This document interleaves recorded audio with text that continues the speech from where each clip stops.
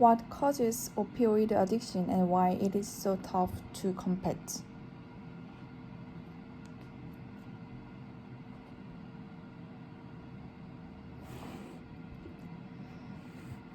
More than 3,000 years ago, a flower began to appear in remedies in ancient Egypt's medical texts. Across the Mediterranean, the ancient Sumerians likely found a way to use the same plant for its hide. Both ancient civilizations were on something. Opium, an extract of the opity under question, can both induce pleasure and reduce pain. Thus, opium has remained in use ever since. It wasn't until the 19th century that one of the chemical compounds, morphine, was identified and isolated for medical use. Morphine, codeine, and other substances made directly from the poppy and called opiate. In the 20th century, drug companies created a slew of synthetic substances similar to this opiate, including heroin, hydrocodone, oxycodone, and fentanyl. Whether synthetic or derived from opium, these compounds are collectively known as opioids. Synthetic or natural, legal or illicit, opioid drugs are very effective painkillers, but they are also highly addictive. In the 1980s and 90s, pharmaceutical companies began to market opioid painkillers aggressively, actively downplay their addictive potential to both the medical community and public. The number of opioid painkiller prescriptions skyrocketed, and so the cases of opioid addiction beginning a crisis that continues today.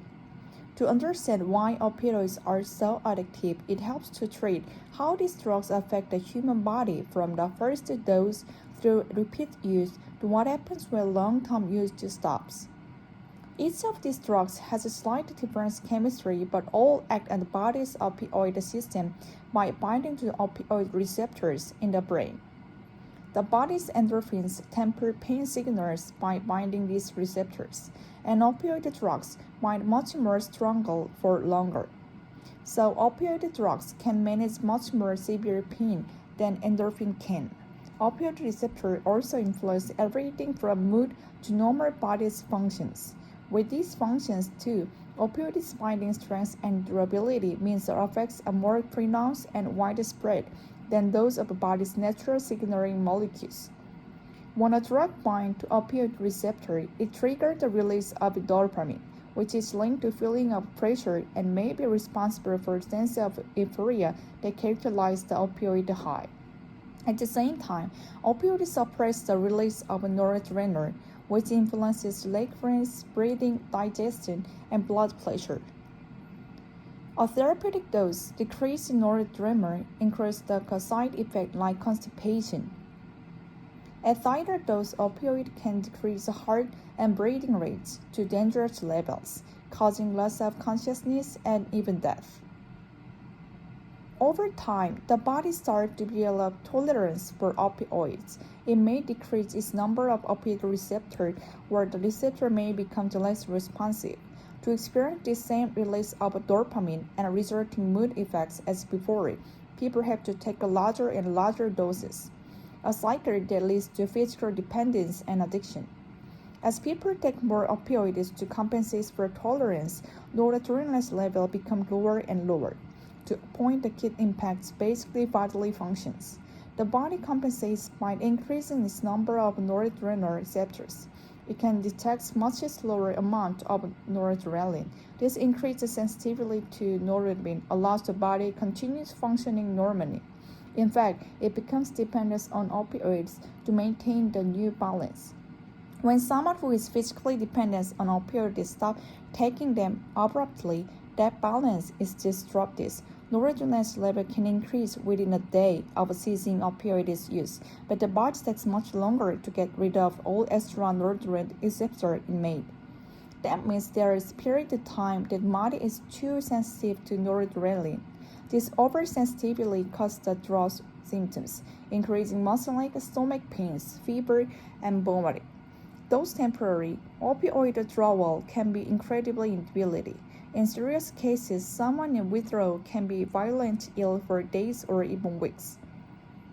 People who are addicted to opioids are necessarily using the drugs to get high anymore, but rather to avoid being sick. Many risk losing wages or even job while in withdrawal, or may have anyone to take care of them during withdrawal.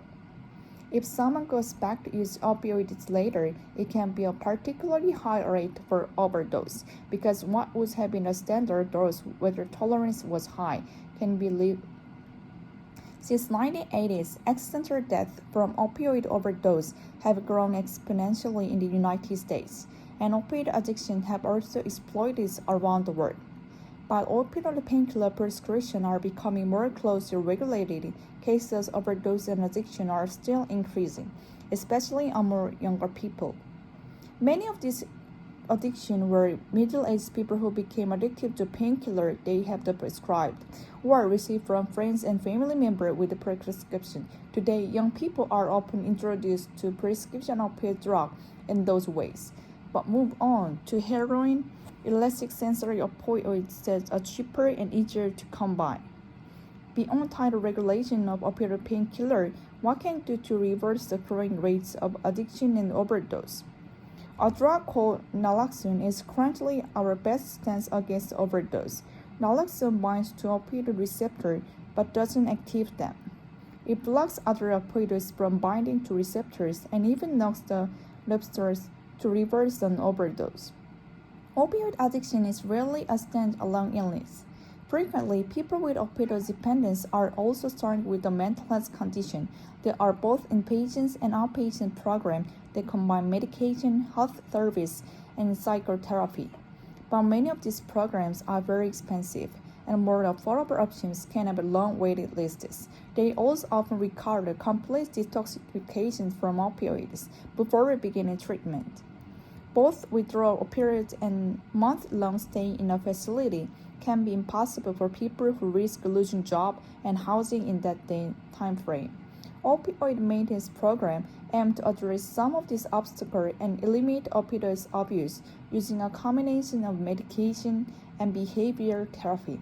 This program avoids the drowsy symptoms with drugs that bind to opioid receptors but don't have the psychoactive effects of painkillers, heroin, and other commonly abused opioids.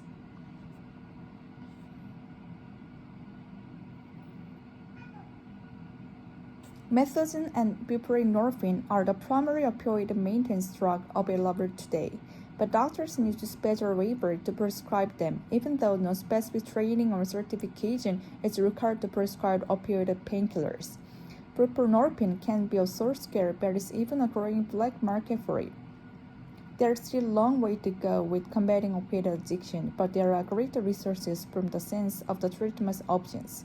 If you or someone is struggling with opioid use in the United States, the Department of Health and Human Services operates the Health Line, 800-662-4357.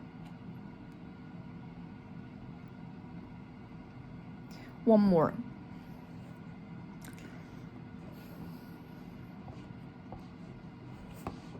More than 3,000 years ago, a flower began to appear in remedies and ancient Egyptian medical texts.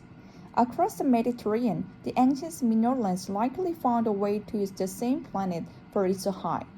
Both ancient civilizations were on something. Opium, an extract of the poppy in question, can both induce pleasure and reduce pain. Though opium has remained in every sense, it wasn't until the 19th century that one of its chemical compounds, morphine, was identified and isolated for medical use. Morphine, codeine, and other substances made directly from the poppy are called opiates. In the 20th century, drug companies created slower synthetic substances similar to this opiate, including heroin, hydrocodone, oxycodone, and fentanyl. Whether synthetic or derived from opium, these compounds are collectively known as opioids. Synthetic or natural, legal or illicit, opioid drugs are very effective painkillers, but they are also highly addictive. In the 1980s and 90s, pharmaceutical companies began to market opioid painkillers aggressively, actively downplaying their addictive potential to both the medical community and public. the number of opioid painkillers prescriptions skyrocketed, and so these cases of opioid addiction beginning a crisis that continues today.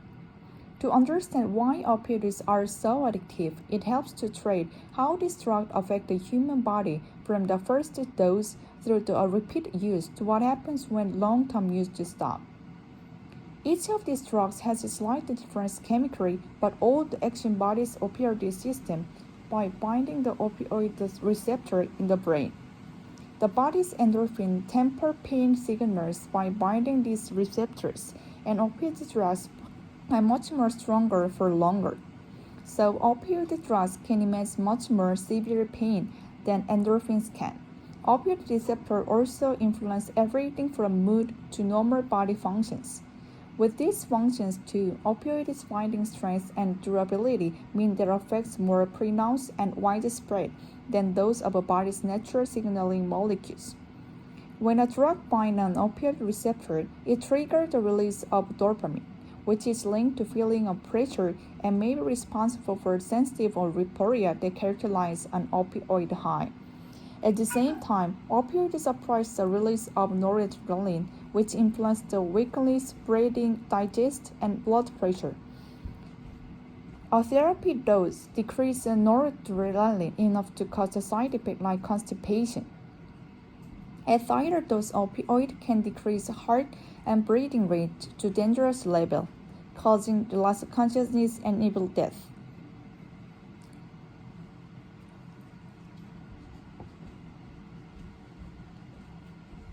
Over time, the body starts to develop a tolerance for opioids. It may decrease its number of opioid receptors, where the receptor may become less responsive to experience the same release of dopamine and resulting the mood effect as before. People have to take larger and larger doses, a cycle that leads to physical dependence and an addiction. As people take more opioids to compensate for tolerance, noradrenaline levels become lower and lower, to a point that could impact basic bodily function. The body compensates by increasing number of noradrenaline receptors. It can detect much smaller amount of noradrenaline. This increased sensitivity to noradrenaline allows the body to continue to function normally. In fact, it becomes dependent on opioids to maintain the new balance. When someone who is physically dependent on opioids stops taking this abruptly, that balance is disrupted. Noradrenaline level can increase within a day to ceasing opioid use, but the body takes normally longer to get up with all extra noradrenaline receptors it made. That means there is a period of time when the body is too sensitive to noradrenaline. Its oversensitivity causes the withdrawal symptoms, including muscle ache, stomach pain, fever, and vomiting.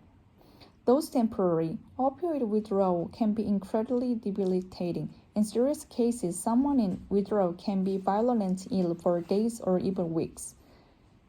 People who are addicted to opioids are necessarily using the drug to get high anymore, but rather to avoid being sick. Many risk losing wages or even job while in withdrawal, or may not have anywhere to take care of them during the withdrawal.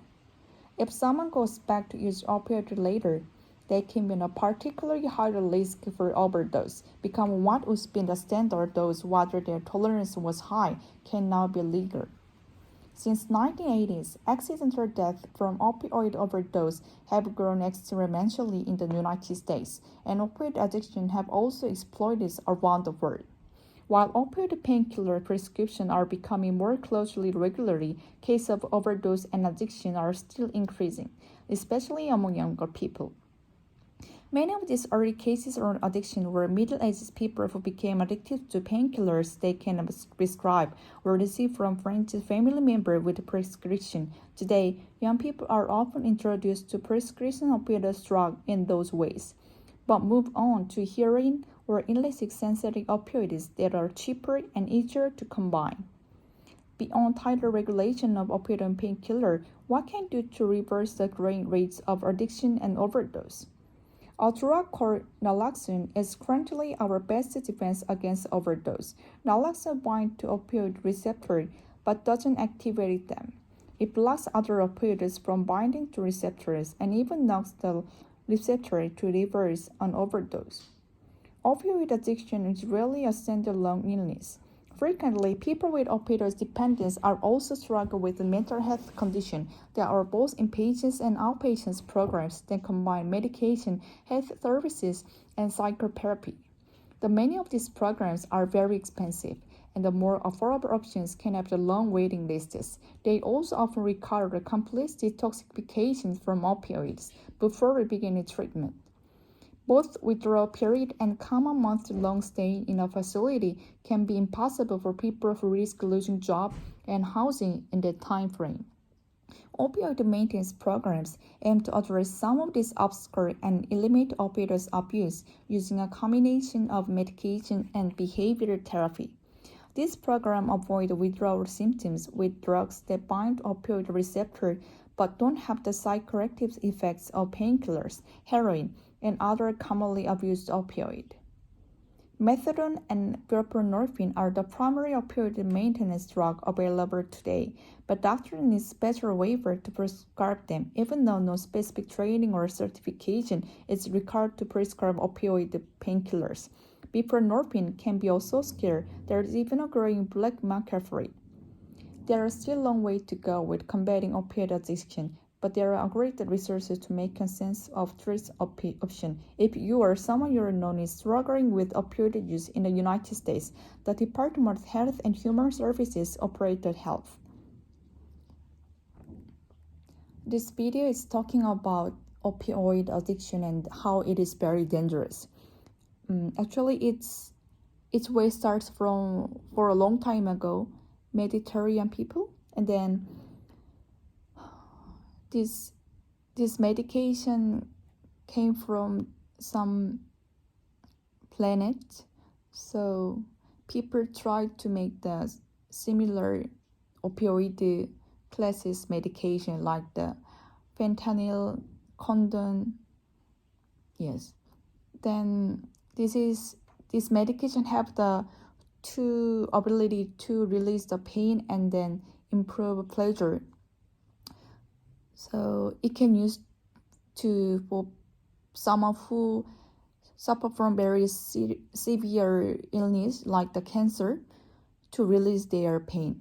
But nowadays, some people use opioid as addiction, so it is very dangerous. So this speaker suggests another way to prevent the opioid addiction. There are some programs, but this is the very expensive, so many people can join this program. This program separates to two parts, medication care and behavior care.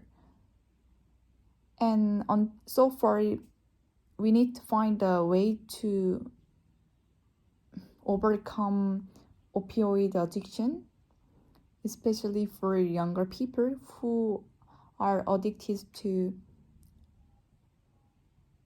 heroin, which is cheapest opioid medication. Yes, that's what I watched today. Thank you.